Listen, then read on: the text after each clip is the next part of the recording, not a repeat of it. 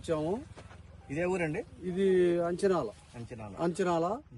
మేము సింధూర్ సీడ్స్ వేసాము. సింధూర్ సీడ్స్ పేరండి?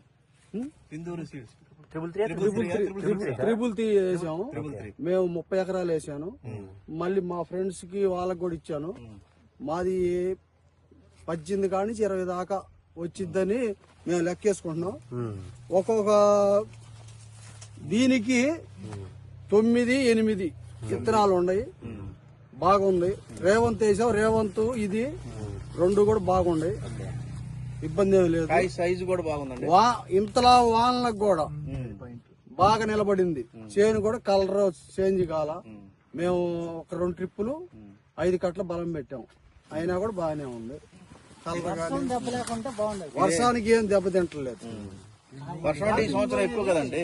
వర్షం అంటే 70-80 రోజులు వర్షం పడింది. అయినా కూడా తతిమై కొంచెం కలర్ చేంజ్ ఎరుపు వచ్చినాయి కానీ ఇది ఎరుపుకు రావటం గానీ తెగుళ్ళు కూడా తట్టుకుంది.